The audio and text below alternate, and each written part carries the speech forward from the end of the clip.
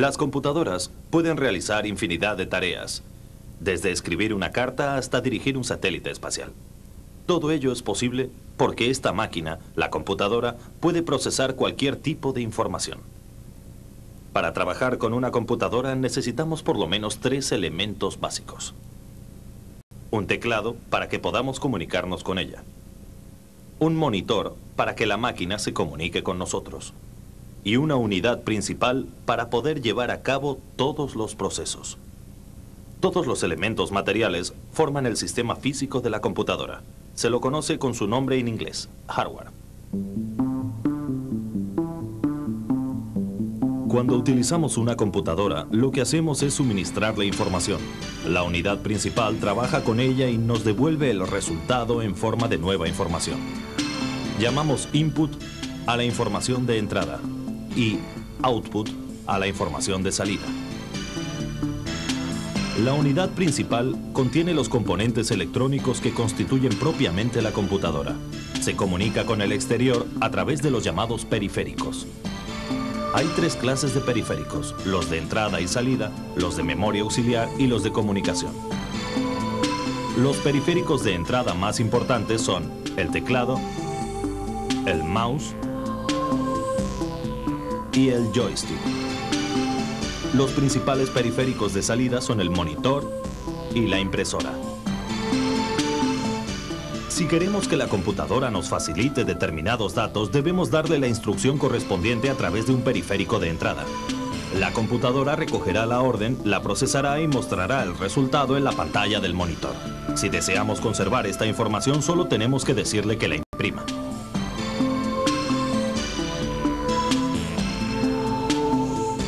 Los periféricos de memoria auxiliar son las unidades de lectura y escritura de discos. En estas unidades externas se introducen unos discos magnéticos flexibles llamados disquetes. Los disquetes permiten almacenar de manera permanente una gran cantidad de datos. El desarrollo de los nuevos soportes multimedia ha hecho aparecer los discos ópticos como el CD-ROM. Un CD-ROM puede contener una cantidad de información equivalente a 500 disquetes. Pero el disco de mayor capacidad es el llamado disco duro. Está formado por uno o varios círculos metálicos y se aloja en el interior de la unidad principal. Uno de los periféricos para comunicación es el módem telefónico.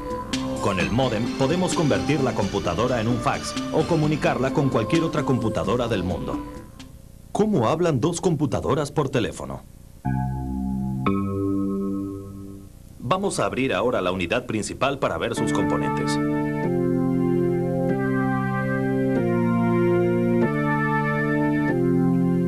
Aquí tenemos una placa base llamada también placa madre.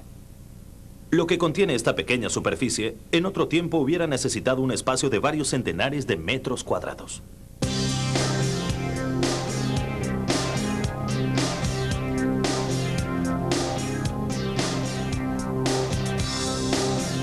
En la placa base encontramos los 3 elementos principales del hardware interno de la computadora: las memorias principales, los conectores de entrada y salida de datos y la pieza más importante, el microprocesador. La espectacular evolución de las computadoras se debe sobre todo a los grandes avances en la investigación y fabricación de los microprocesadores.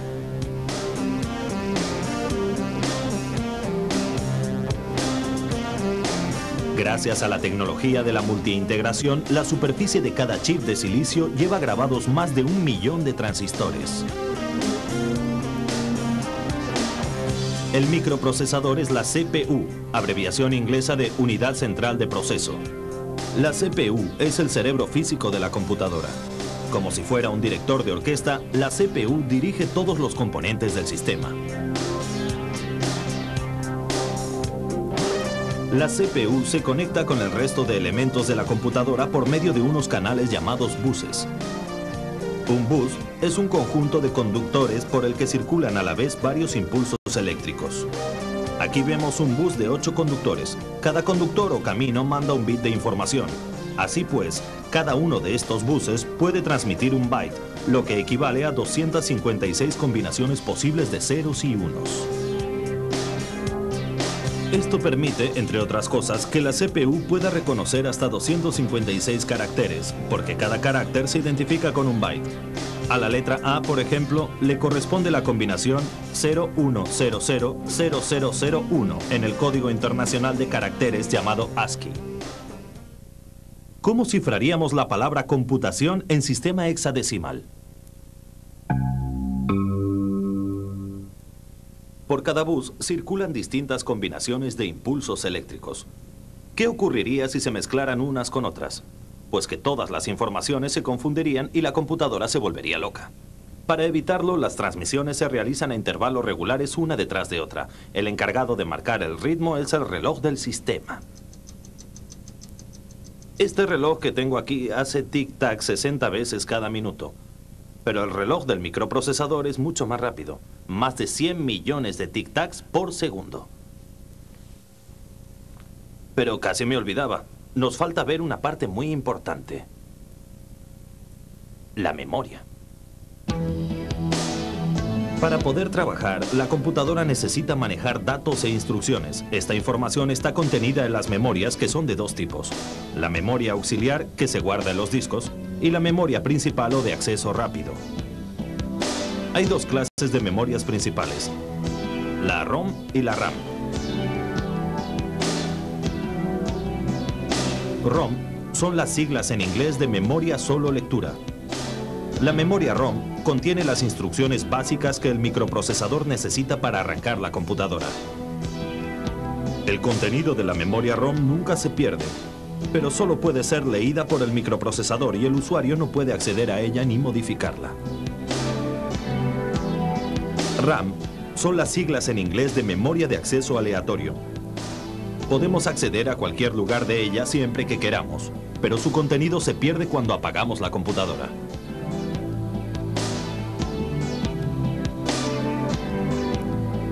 En la memoria RAM, la computadora guarda la información que necesita consultar para ejecutar un determinado programa.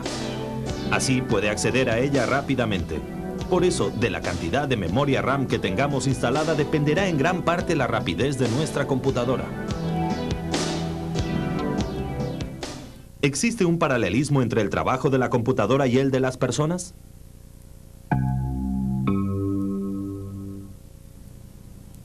Ya sabemos en qué consiste el hardware de la computadora. Un sistema físico de piezas electrónicas que nos permite procesar información. Pero el sistema físico por sí solo es un cuerpo sin vida. Hace falta algo que lo ponga en marcha y le dicte las pautas a seguir. Esta es la misión del software, el sistema lógico de la computadora.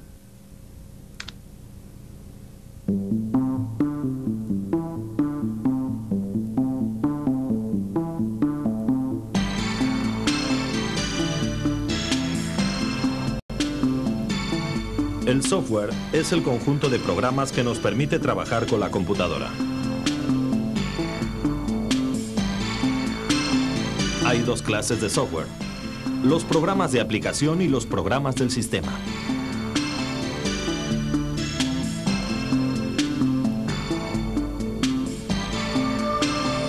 Los programas de aplicación son los que emplean los usuarios. Los principales son los de ofimática, como editores de textos, las hojas de cálculo, las bases de datos o los programas de gráficos. Otros tipos de aplicaciones de usuarios son las de gestión, como los programas de contabilidad, y las aplicaciones de dibujo.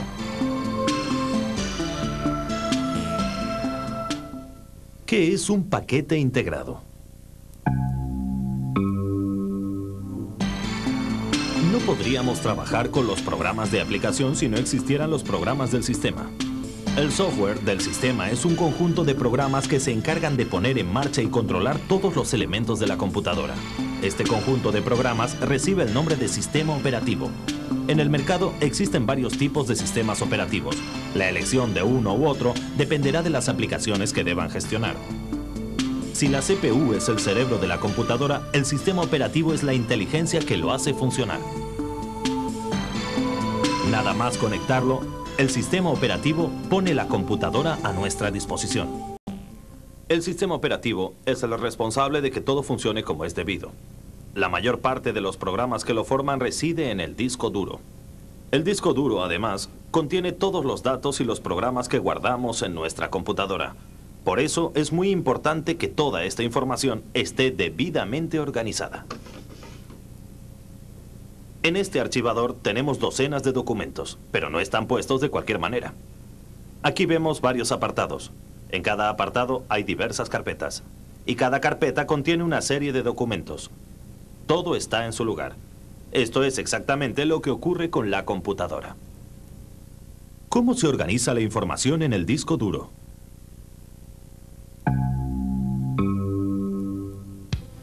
En los últimos años se ha extendido el uso de un sistema operativo que está sustituyendo progresivamente a los sistemas operativos tradicionales.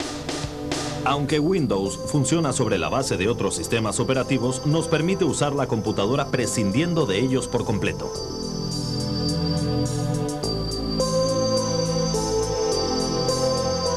Para ejecutar cualquiera de los muchos programas de aplicación que se han creado para Windows, solo tenemos que hacer doble clic con el mouse.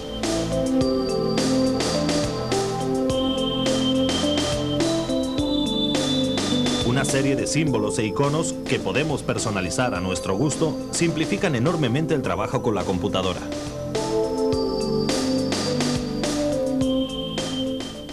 Cualquier computadora necesita un programa para poder trabajar. Un programa es una secuencia ordenada de instrucciones que la computadora es capaz de ejecutar para resolver nuestros problemas. Utilizando el programa adecuado, cada usuario puede solucionar sus necesidades concretas.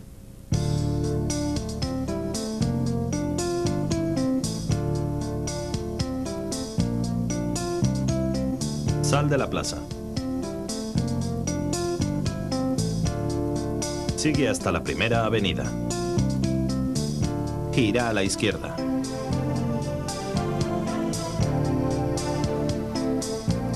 Avanza 3 calles. Gira a la derecha. Estaciona el carro. La casa está en el número 11. Sal del carro. Toca el timbre. Estas podrían ser las instrucciones para que una persona muy despistada viniera hasta nuestra casa.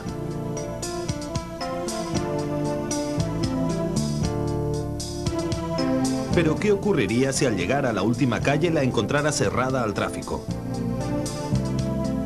Pues que seguramente daría la vuelta a la manzana y entraría por el otro lado. Es una simple cuestión de sentido común.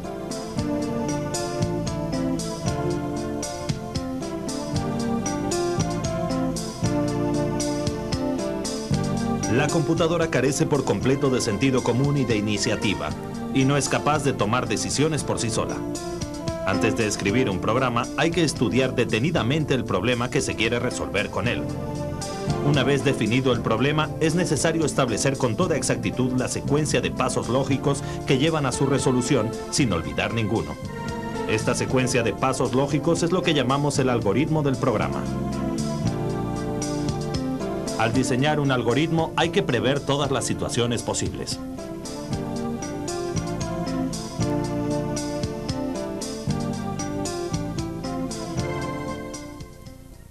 ¿Cuál sería el algoritmo para freír un huevo?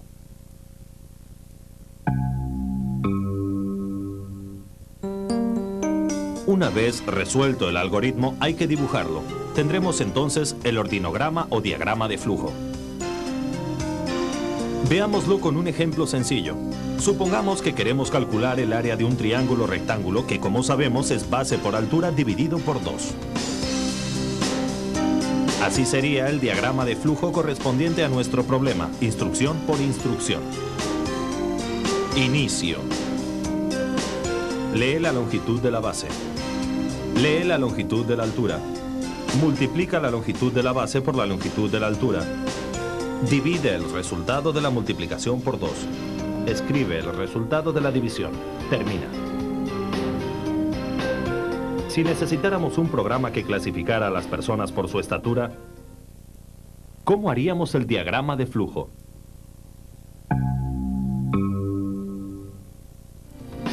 Con el diagrama de flujo ya establecido, solo falta dictar el programa de manera que la computadora pueda comprenderlo. Para ello disponemos de muchos lenguajes de programación. Todas estas sentencias forman el programa.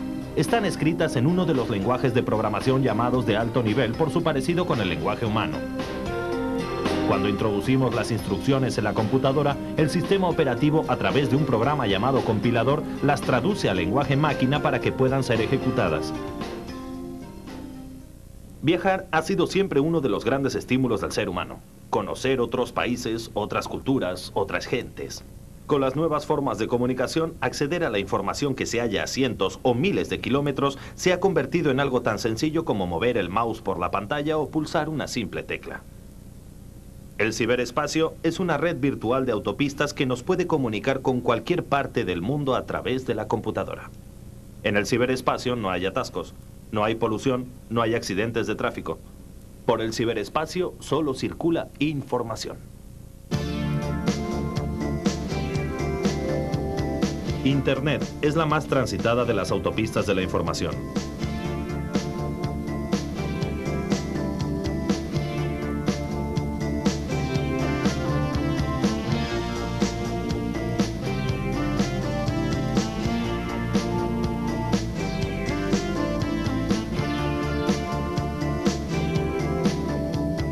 Los cibernautas, navegantes del ciberespacio, se cuentan ya por millones en todo el planeta. Hoy, un usuario de las autopistas de la información puede consultar desde la prensa de cualquier parte del mundo hasta las mejores recetas de cocina. Y todo sin salir de casa. Miles de millones de datos circulan durante las 24 horas del día por Internet.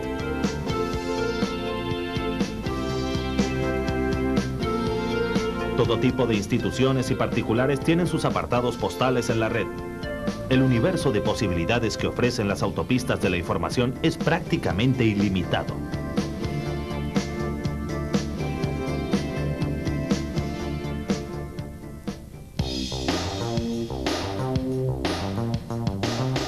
Uno de los grandes avances de la computación es la llamada realidad virtual. Las modernas tecnologías han hecho posible espectaculares efectos visuales, con imágenes en 3 dimensiones que permiten recrear y estudiar todo tipo de objetos.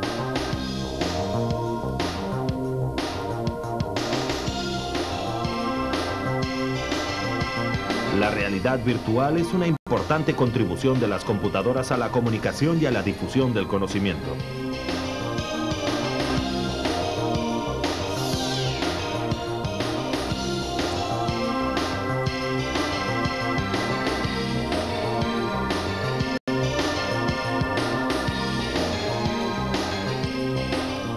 Gracias a los soportes láser como el CD-ROM, se puede acceder a miles y miles de páginas interactivas que no solo contienen texto, sino además imagen y sonido.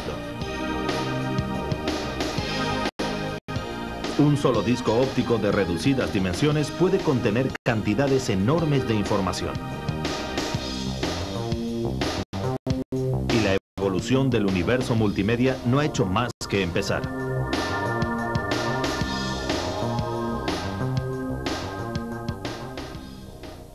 ¿Por qué se llama CD-ROM y no CD-RAM?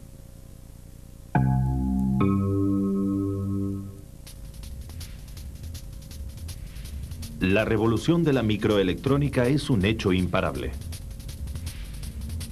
En la actualidad, hay en el mundo miles de millones de microprocesadores controlando las más diversas tareas.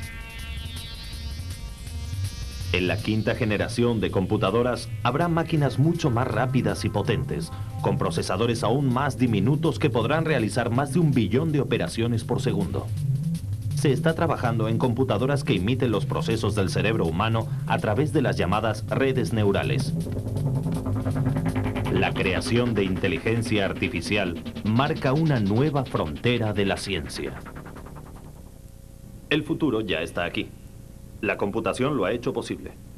Gracias a las computadoras se han producido espectaculares avances en el campo de la educación, de la sanidad, de la cultura, del ocio, de la comunicación. Y sin duda están por venir cosas extraordinarias que contribuirán aún más al progreso de la humanidad. Lo cierto es que las computadoras se están convirtiendo en herramientas imprescindibles para cualquier persona. Y todos, absolutamente todos, debemos aprender a utilizarlas.